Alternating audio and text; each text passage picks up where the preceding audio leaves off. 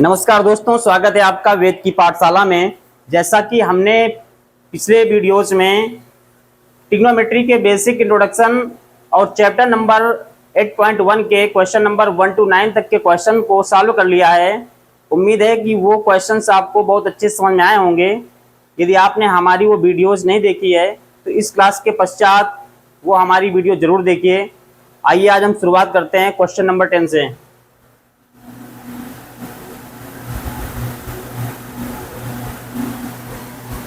Question number 10 कह रहा है त्रिभुज PQR में जिसका कोण Q समकोण है, इसमें दिया हुआ है यदि PR plus QR equal to 25 centimetre और PQ बराबर 5 सेंटीमीटर तो sine P comma cos P और tan P का मान बताओ।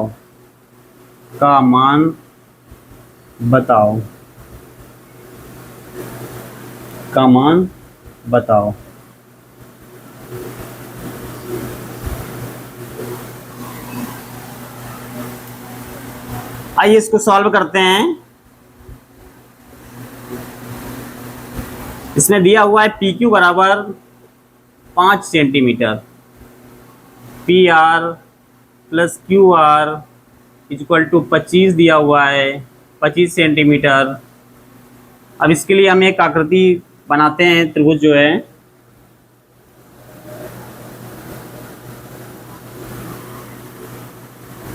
इसे नाम देते हैं P, इसको देते हैं Q, इसको देते हैं R। जैसा कि सवाल में दे रखा है त्रिभुज PQR में जिसका कोण Q समकोण है, तो ये Q जो है समकोण है। यदि PR प्लस QR 25 है, PQ बराबर 5 सेंटीमीटर, तो हमारी PQ है हमारा ये 5 सेंटीमीटर है और ये PR प्लस QR दोनों की जो है 25 सेंटीमीटर है। तो इसमें हम PR निकाल लेंगे। PR बराबर हो जाएगा 25 माइनस QR। अतः ये हमारा जो है PR आ गया 25 माइनस QR। इसके लिए हम पाइथागोरस प्रमेय के पास पहुंचते हैं। पाइथागोरस प्रमेय से जैसा कि हम जानते हैं पाइथागोरस प्रमेय यानी कर्ण का वर्ग बराबर लंब का वर्ग प्लस आधार का वर्ग। इसमें कर्ण जो है ये 90 के सामने वाली जो भुजा होती है कर्ण होती है। इसमें जो कर्ण दिया हुआ है वो 25 माइनस QR लिखा हुआ है।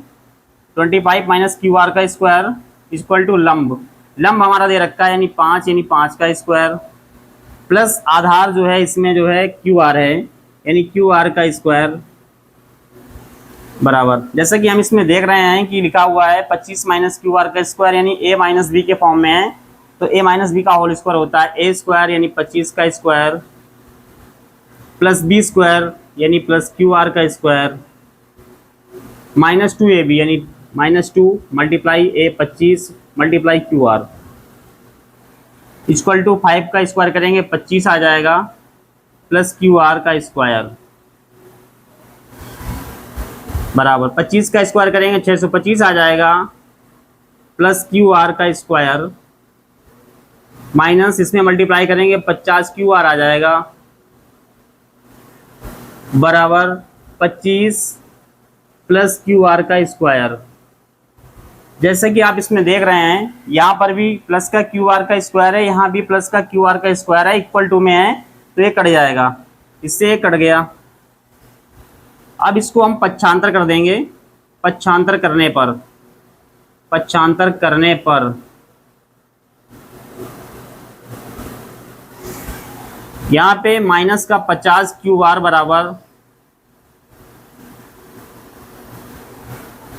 ये प्लस का 625 उधर जाएगा तो 25 माइनस के 625 हो जाएंगे। अतः यहाँ पर माइनस के 50 क्यू आर बराबर, इसमें 25 में 625 माइनस करेंगे तो माइनस के 600 आ जाएगा, इस माइनस से कैंसिल हो जाएगा तो क्यू आर की जो वैल्यू है 600/50 आ जाएगा। इसको कट कर देंगे, इसमें डिवाइड करेंगे तो 12 आ जाएगा। अतः हमारी क्यू आर की जो वैल्यू है 12 है। तो हमारा ये 25 माइनस क्यू आर है, इसमें माइनस कर देंगे, 25 माइनस क्यू आर हमारा आया है 12 बराबर 13 सेंटीमीटर आ जाएगा। अतः हमारे जो ये पी आर की लंबाई है 13 सेंटीमीटर है। अब इसके बाद में जो भी पूछ रहा है, इसमें कह रहा है साइन पी। साइन पी जैसा हम जानते हैं कि साइन थीटा होता है लंब बटे कर्ण, लंब बटे कर्ण। अब इसमें पी के अनुसार यदि हम इसको थीटा मानेंगे तो इसके अनुसार लंब ये हो जाएगा, तो हमारा लंब हो गया 12 और जो कर्ण है 90 के सामने वाली भुजा जो भी है ये कर्ण है, हमारा कर्ण का इसमें मान दिया हुआ है 13, यानी इसका आंसर आ गया 12/13। इसके बाद में पूछ रहा है कॉस पी। कॉस पी हम जानते हैं कॉस थीटा आधार बटे कर्ण होता है। यदि हम इसे थीटा मानेंगे तो इसके सम्मुख वाली भुजा ये लंब हो जाएगी और ये भुजा आधार हो जाएगी। तो इसमें आधार हमारा 5 दिया हुआ है और कर्ण का मान 13 दिया हुआ है, अतः इसका ये आंसर हो गया 5/13। इसके बाद में पूछ रहा है tan p। tan p हम जानते हैं tan थीटा होता है लंब बटे आधार। अब यदि हम p से मानेंगे इसके सम्मुख वाली भुजा ये लंब हो जाएगी, यानी लंब हमारा दिया हुआ है 12, आधार हमारा दिया हुआ है 5, यानी 12/5 इसका आंसर आ जाएगा। उम्मीद है ये आपको अच्छे समझ में आया होगा। इसके बाद क्वेश्चन नंबर 11 को हम सॉल्व करते हैं।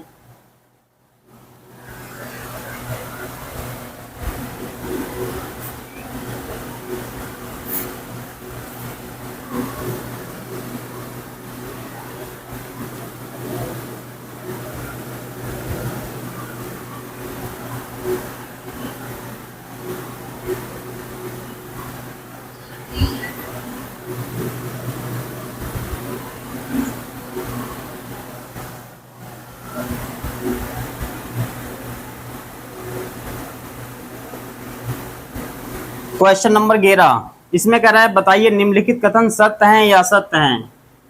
इसमें कह रहा है बताइए निम्नलिखित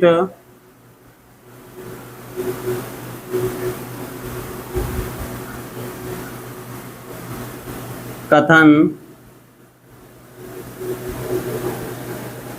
सत्य हैं या असत्य हैं।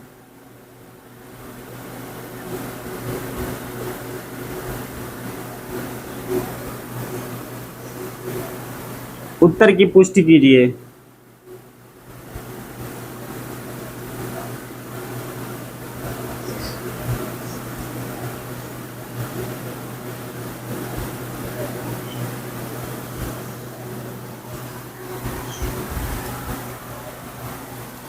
इसमें पहला नंबर दिया हुआ है, इसमें कह रहा है tan a का मान सदैव 1 से कम होता है।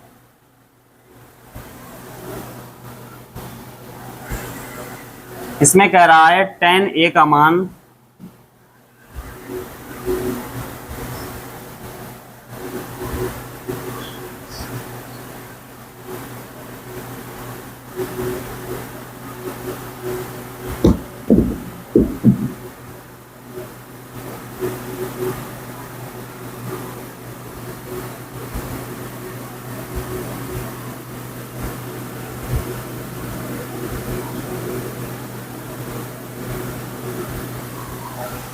इसमें कह रहा है tan a का मान सदैव 1 से कम होता है, तो ये कथन असत्य है, क्योंकि आप जानते हैं कि tan a का मान सदैव 1 से कम नहीं होता।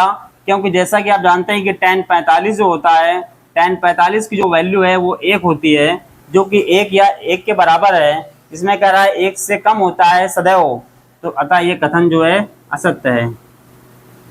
अतः हम कह सकते हैं ये कथन असत्य है।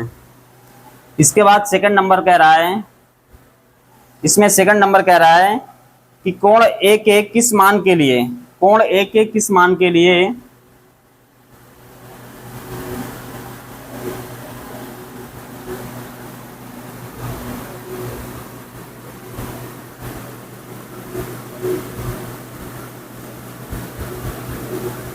कोण ए के किस मान के लिए सेक ए बराबर 12/5 होता है। सेक ए बराबर 12/5 होता है, 12/5 होता है। हम जानते हैं कि जो सेक थीटा होता है, जो सेक थीटा होता है, सेक ए, ये होता है कर्ण बटे आधार। तो इसमें दिया हुआ है 12/5, यानी जो कर्ण की वैल्यू है वो 12 है, आधार की वैल्यू 5 है। इसमें जो कर्ण की वैल्यू है वो इससे बड़ी है, दुगुना से भी अधिक है। तो हम जानते हैं कि जो कर्ण की वैल्यू होती है वो हमेशा लंब और आधार की वैल्यू से ज़्यादा होती है, बड़ी होती है, इसलिए यह कथन सत्य है।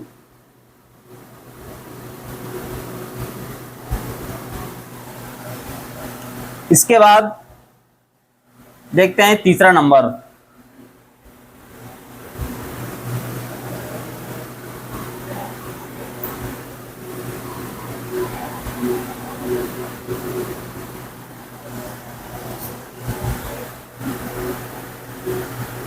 तीसरे में कह रहा है कि कॉस ए कोण ए के कोण ए के कोसिकेंड के लिए प्रयुक्त एक संक्षिप्त रूप है। कोसिकेंड के लिए प्रयुक्त, कोसिकेंड के लिए प्रयुक्त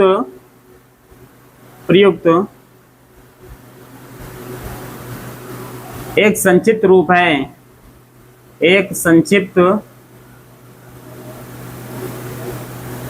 रूप है। हम जानते हैं कि जो कॉस ए होता है, इसका जो विस्तृत नाम होता है वो होता है कोसाइन, कोसाइन। और इसमें दे रखा है कोसिकेंड के लिए, नहीं, कोसिकेंड के लिए नहीं होता, यह कथन असत्य है। इसके बाद चौथे नंबर में क्या कह रहा है? चौथे नंबर में कह रहा है कि कॉट ए कॉट और ए का गुणनफल होता है। कॉट ए करेक्ट, कॉट और ए का गुणनफल होता है, गुणनफल होता है। क्या कॉट ए में कॉट और ए का गुणनफल होता है? नहीं, ऐसा नहीं होता है। ये कॉट ए पूरा होता है, जो कॉट ए है हमारा ये पूरा एक है। जैसे साइन थीटा है तो साइन और थीटा अलग नहीं होता, साइन थीटा पूरा एक होता है। ये थीटा की जगह में ए भी हो सकता है, यहाँ बी भी हो सकता है, यहाँ सी भी हो सकता है। तो कॉट ए में कॉट और ए का गुणनफल होता है नहीं, ये पूरा एक है, अतः ये कथन असत्य है। इसके बाद पांचवा नंबर देखते हैं। पांचवें नंबर में कह रहा है किसी भी कोण थीटा के लिए किसी भी कोण थीटा के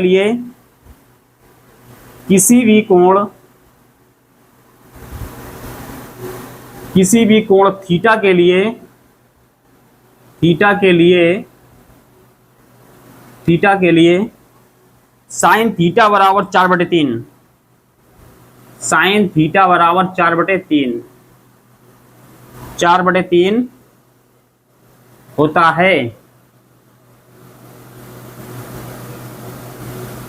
है। जैसा कि हम जानते हैं कि जो साइन थीटा होता है उस साइन थीटा बराबर होता है लंब बटे कर्ण, और इसमें दे रखा है वैल्यू 4/3। इसका मतलब हुआ कि लंब की वैल्यू 4, कर्ण की वैल्यू 3। जैसा आप जानते हैं कि जो कर्ण है वो हमेशा लंब और आधार की वैल्यू से हमेशा बड़ा होता है, लेकिन इसमें जो कर्ण की वैल्यू है वो 3 दे रखा है, अतः ये कथन असत्य है।